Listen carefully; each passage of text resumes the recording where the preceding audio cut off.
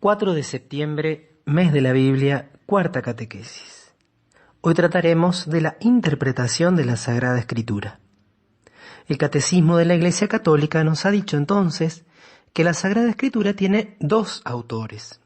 Está el autor humano, que pone en juego todas sus facultades, todas sus capacidades, que es un hombre concreto, que vive en un contexto concreto, en un lugar concreto, que tiene una formación, una cultura particular, pero el autor principal es Dios.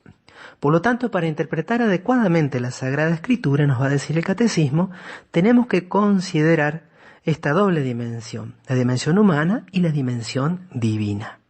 Si excluimos cualquiera de las dos, nos podemos equivocar. Y la Iglesia a lo largo de los siglos ha investigado y ha apoyado la investigación, el estudio a través de todos los métodos exegéticos, tanto histórico-críticos como los métodos más espirituales, el método canónico, los distintos modos de entender la Escritura que complementen estas dos dimensiones, divina y humana.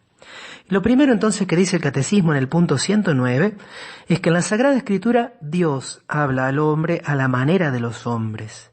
Por lo tanto, para interpretarla bien, hay que estar atento a lo que los autores humanos quisieron verdaderamente afirmar, ¿sí?, dimensión humana de la Escritura, y a lo que Dios quiso manifestarnos mediante sus palabras, la dimensión divina.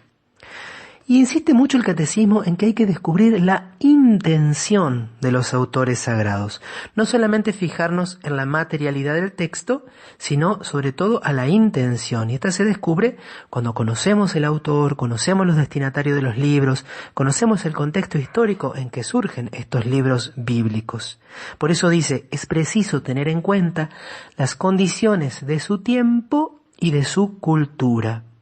Los géneros literarios usados en aquella época, las maneras de sentir, de hablar y de narrar en aquel tiempo, pues la verdad se presenta y se enuncia de modo diverso en obras de diversa índole histórica, en libros proféticos o poéticos o en otros géneros literarios.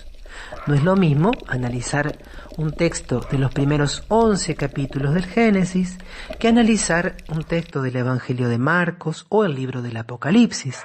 Entre los géneros literarios son, por ejemplo, los Apocalipsis que aparecen no solo en el último libro de la Biblia, sino también en diversos pasajes de los profetas. El género apocalíptico es un género propio que utiliza un lenguaje simbólico, donde los números, donde las figuras de animales, donde ciertos colores, etcétera, tienen un sentido bastante preciso, pero para eso hay que conocer ese género literario llamado la apocalíptica. Y así, entonces, tenemos que tratar de entender exactamente cuál fue la intención de los autores sagrados.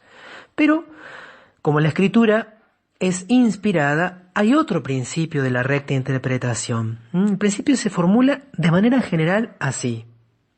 La Escritura se ha de leer e interpretar con el mismo espíritu que fue escrita. Cuando pone espíritu, es espíritu con mayúscula. Solamente guiados por el Espíritu, impulsados, iluminados por el Espíritu Santo, podemos comprender estos textos que fueron escritos bajo la inspiración del Espíritu Santo. Este criterio general se va a concretar en 3 criterios subordinados. El primero, prestar una gran atención al contenido y a la unidad de toda la Escritura. ¿Por qué?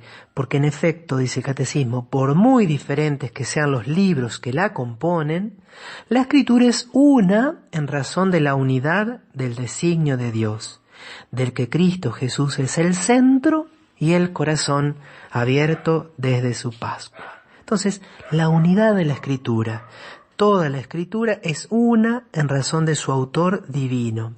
Y esta Escritura encuentra su centro y su culmen en Jesucristo. Este criterio es muy, muy importante. Hay algunas sectas o hay algunas comunidades eclesiales provenientes de la Reforma Protestante que toman textos del Antiguo Testamento y desconocen la unidad de la Escritura y el contenido de toda la Escritura. Por ejemplo, hay algunas comunidades de inspiración cristiana que prohíben comer ciertos alimentos. ¿Y en qué se fundamentan para prohibir comer ciertos alimentos? En textos del Antiguo Testamento. Pero evidentemente eso es un error. ¿Por qué? Porque el centro de la Sagrada Escritura es Cristo. Y porque Cristo dijo con toda claridad, así lo afirma Marcos, que todos los alimentos eran puros. Y así podemos ver cómo hay muchísimas afirmaciones, sobre todo de las comunidades provenientes de la Reforma Protestante y sobre todo de las sectas, que son afirmaciones del Antiguo Testamento que se toman en su literalidad, pero desconociendo la plenitud de la revelación que ha llegado en el Nuevo, que ha llegado con Jesucristo. Entonces, primer criterio, prestar atención al contenido y la unidad de toda la Escritura, ver en la totalidad, ¿sí? No se puede tomar un texto del Antiguo Testamento aislado, es necesario ponerlo en contexto de toda la palabra, especialmente de las palabras de Jesucristo.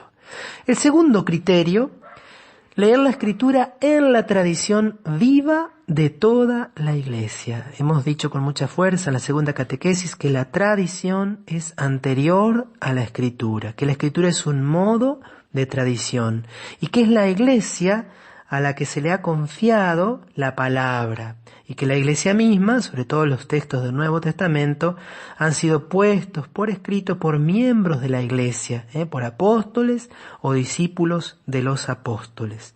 Hay un adagio muy hermoso de los padres de la Iglesia que es citado en el Catecismo: la Sagrada Escritura está más en el corazón de la Iglesia que en la materialidad de los libros escritos. Por lo tanto, es necesario cuando analizamos, cuando estudiamos, cuando tratamos de obtener una interpretación correcta de un texto, ver cómo fue interpretado ese texto por los padres de la Iglesia, por la misma Iglesia en su liturgia a lo largo de todos los siglos y por el magisterio de la Iglesia. Interpretarla sin la Iglesia es abusar del mismo texto escriturístico. ¿Por qué? Porque la palabra fue confiada antes a la Iglesia que al texto escrito.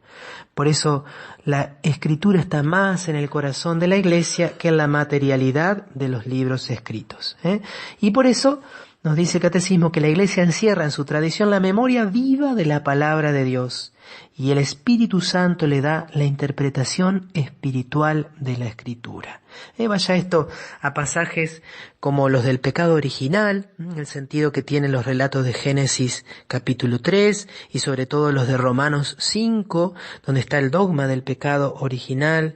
Vaya también esto a la interpretación sobre el origen de los sacramentos, el momento de la institución de cada uno de los 7 sacramentos. La Iglesia en su magisterio lo ha definido, por ejemplo, en el Concilio de Trento, pero esto ya tiene una raíz en la tradición más antigua de los padres.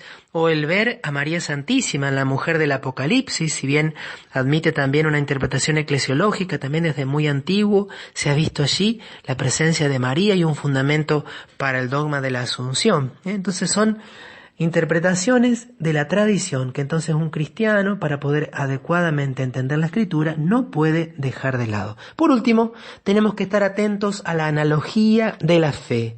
Por analogía de la fe entendemos la cohesión de las verdades de la fe entre sí y en el proyecto total de la revelación. Es parecido al primero, al de la totalidad de la Escritura, pero acá ya se refiere a las verdades de la fe.